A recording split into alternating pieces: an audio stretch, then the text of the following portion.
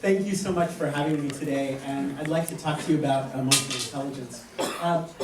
Before I start, I want to tell you that researchers say that you guys, more than any generation before, are stressed, lonely, and self-absorbed. Whether that is true of you or not, we could change that. This is a picture of my best summer ever. I turned 16, I got my driver's license, and my parents let me drive this car, which mostly involved taking my best friend Corin and picking up his many girlfriends and going to parties. I remember one time we were driving on the freeway. Corin was in the car with a bunch of other people, and you notice there are only 2 seats. And next to us on the freeway was my friend Jacob in his white BMW, and we're driving down the freeway really fast. I'm not going to tell you how fast. And somehow we decided that it would be a good idea to pass the can of soda from our car to Jacob's car. And we're barreling along the freeway and getting nice and close together, and Corin is sitting on the back of the TR6, and he's leaning out, seatbelt, and he's leaning out, passing the soda over to the car, and zipping along. Was that a good idea? No.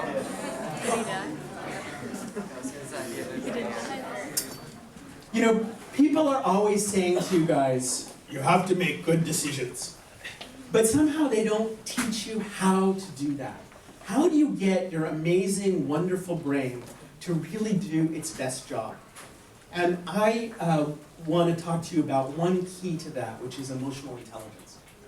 Many years ago, I was on an airplane, and I was talking to somebody about what I do, and when I said emotional intelligence, they said, emotional what?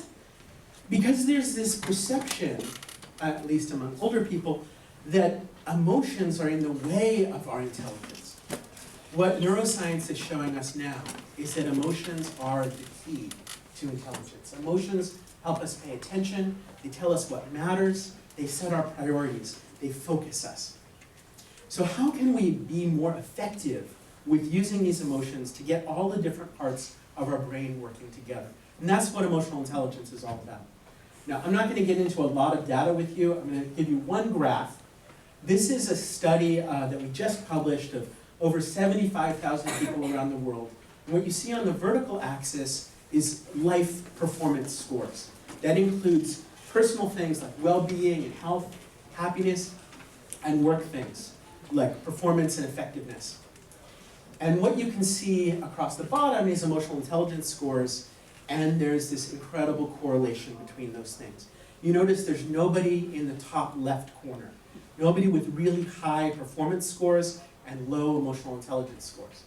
And there's nobody, almost nobody in the bottom right corner with really high emotional intelligence and low performance. These things are like height and weight. They move together. And the skills of emotional intelligence are learnable. So what this tells us is that all over the world, if people want to be more successful, if they want to get more of what they're trying to accomplish in their personal and professional lives, in their school lives, in their whole lives, that these skills of emotional intelligence might be really useful. So, when we're talking about emotional intelligence, the question comes, all right, so how do I do it? I get it, that's interesting, I want to be smarter with my feelings, what do I do? So we have a 3-step process, and I'd like to take you through this and give you a couple of tools that you can practice for these 3 steps so you can make decisions that work better for you. So it's a circle, you can start anywhere. Know yourself is about being more self-aware, tuning into what's going on. Choose yourself is about responding instead of reacting, doing more of what you mean to do. And give yourself is about doing it for a reason, figuring out where you really want to go and how do you connect with others and move in that direction. And then you go back to the beginning, because every time you go around this process, it helps you be more clear and more careful in your decisions and more purposeful. So let's start with the know yourself part. This, again, is about tuning in. What's going on inside you?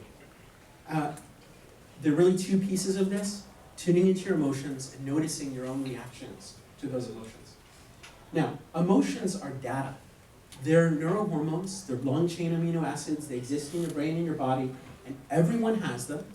And they're the same basic chemicals, no matter how old you are, no matter what your gender is, no matter what your cultural background is. Everybody has these same basic emotions. You don't have to be aware of it, it's there. You don't have to believe in it, it's there. It's part of your basic biology to help you deal with opportunities and threats. One of the keys to reading these messages is to distinguish between our thoughts, our feelings, and our actions. And people often put these things together. And they start saying things like, I feel like you're not listening to me. Which is, there's a feeling story in there, but really it's a thought. I'm feeling disrespected, I'm feeling isolated, I'm feeling confused, I'm feeling lonely. Basically, if we can just put one word, I feel blank, then we're more likely to be talking about a feeling. So noticing and naming the feelings, and then noticing what are we doing with that? What kind of thoughts, feelings, and actions are going together? So for example, my son isn't doing his homework. Never happens, right? And I think he's not even going to graduate from high school. He's going to be a total slacker. There's nothing I can do about this. This is terrible. Your parents never would do that, right? And I feel, and this may be a surprise to you, I feel afraid and I feel helpless. And I act angry. I shout at him, or I scold, or I tell him what to do, or I try to control the situation. But that's really just a cover for the fact that I'm really feeling scared and helpless. And I don't like feeling helpless and scared. And so I have this pattern that I've learned, that when I feel that I feel like this and kind of pushes the feeling away, it doesn't get great results, work in process. But I recognize that that's what I do. By being able to distinguish between thoughts, feelings, and actions, it gives you the beginning of this process of being able to tune in to say, okay, well, why am I doing that? Right, so I just reacted in this way. Well, why did I do that? And if you can rewind the tape and say, all right, wait a minute, there's thoughts there, there's feelings there, there's actions there, let me separate those things. So let's just tune into the feelings piece of it for a second. A very common way that people talk about some feelings is that some feelings are positive and some feelings are negative. And I think that really gets in the way of understanding our own feelings. Let's just say feelings are data. They're messages from you to you. What's it telling you? And how can you tune in and understand that data so that you can get that insight from yourself? So let's take a feeling like anger, which is, people always are saying, oh, this is a really bad feeling, right? Shouldn't be angry. And anger is great. It's so useful. It's so motivating. How many of you have ever had a teacher say something, not here of course, but say something like, I don't think you can do this. You're like, I'm going to show her, and you get mad, and that anger fuels you to really drive change. What anger is a message, all feelings are messages. Anger is a message to say to you, there's something in your way. If I think that guy's in my way, I might be angry at him. If I think I'm in my own way, I might be angry at myself. But anger is a way to focus you on something that's in your way because you want to move forward and you're feeling blocked. And then it gives you the energy to push through that problem. So anger is really connected with motivation, with passion, with drive, with moving forward. It's also might fuel us to attack or hit or rage or behave in certain ways. But the anger itself isn't the problem. If we tune into that anger and say, okay, wait a minute, this is insight for me. There's something in my way. What's that telling me? What do I want to change? And then we can harness that and use it for fuel. Another one is fear. Fear is really uncomfortable. And I don't know about you, but I'm afraid of fear. It feels so, this sense of helplessness, this sense of risk. Something bad is going to happen and I can't control it. It's really debilitating. But it's actually also this really beautiful thing because we only feel fear if we also feel caring. Like if you ever meet somebody who's genuinely suicidal, they won't care. They won't be afraid. Because it's like, what? There's nothing to live for. I don't have anything that I really love. And that disconnection makes it so fear goes away. So fear is actually a sign that we love something. Something we love is at risk. So when we're feeling fear, it's a message saying to you, wait a minute, there's something really important here. There's something I really care about. And it's at risk. What is it? Now again, action is different. From fear we might run away from a situation, or we might attack, or we might listen, we might think, we might reflect. The action is separate from the feeling. And I'll do one more, which is sorrow. When we feel sad, it's because something we care about, something we love, we feel like it's going away. So if you think about maybe the seniors who are graduating, maybe you're feeling sad because they're going away. And they're like, yes! But there's also this sorrow, right? And this sense of ending of something. And we feel that sorrow to help us pay attention to what's actually really important.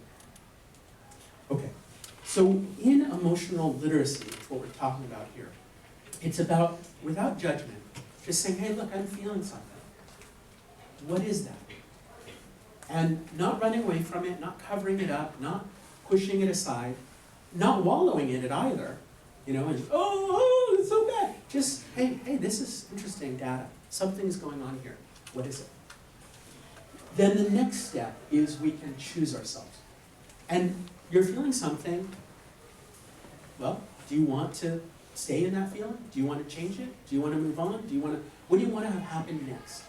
This is about asserting your own power in your life. It's about putting your hands on the driver's wheel. Not the way I did in convertible, but putting your hands on the driver's wheel, thoughtfully and carefully, and saying, wait a minute, where do I want to go next? So in this, one of the key skills is what we call navigating emotions. So your best friend says to you, they tell a secret. There was something that you thought they shouldn't tell anybody, and they tell somebody that. And so how do you feel? Angry, maybe hurt, maybe sad, maybe afraid. Okay, and so maybe your pattern is that when you feel angry, you attack. And it's like, wow, I'm so mad, I'm gonna hurt them. But in this choose yourself idea, it's saying, well, wait a minute, all right, I'm feeling angry, but I have a choice. I have a choice about how I feel, I have a choice about how I think, I have a choice about how I act. And by the way, are there any other feelings? Because you're not just mad. This is somebody you care about, they're your best friend.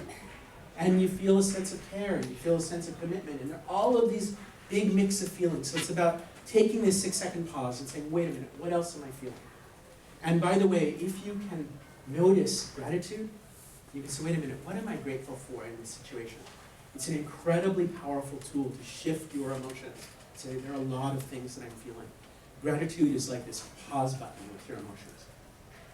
And then the final step is give yourself, what do you really want? Where do you want this situation to go? Where do you want your life to go? What is your own sense of purpose? And how can you make a choice that moves you towards that? So I'm walking in Dubai, we have an office there, in the gold soup, wandering in these little alleys, and I come across this.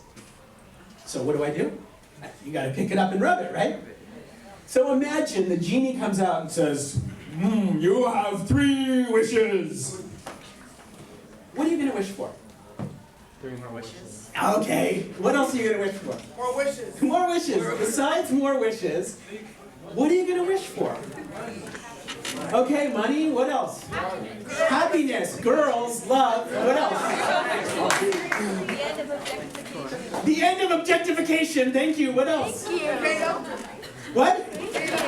What else? World peace, okay, what else? What else? All right. End of hunger. End of hunger. All right, so there are things that you're going to wish for. Some of them are really for yourself, but some of them are also for the world that you're part of. And a key question, whatever your answer is fine. But a key question that I want you to think about, and this is like a homework assignment for the rest of your life, why did you choose whatever it is you chose? Why is that wish meaningful to you? And if you can tune into that, why, and then say, all right, I'm having this conflict with my friend. Can I fulfill that why in the way I respond? Can I be more connected with what it is that I really want to be doing in the world. Gandhi talked about the idea that there's no difference between means and ends. Whatever we do right now today, that's what we're adding in the world. Not to be all esoteric on the beginning of summer and like, but this is a big deal to think you are changing the world right now. Not someday, not, oh, when you're a grown-up, whatever. You're changing the world right now. Your piece of it. Your piece of the world, you're changing it right now. What are you adding to the world? By the way you're responding, by the way you're thinking, by the way you're communicating, by the way you're connecting, by the way that you are thinking, feeling, and acting. You're changing the world. That's an incredible power that you have right now. So, it's a circle. Every time you go through this process, what am I feeling? What are my options? What do I really want? And what I want you to leave you with is that your feelings are something real and valuable. And you have a choice, and your choice matters. Thank you.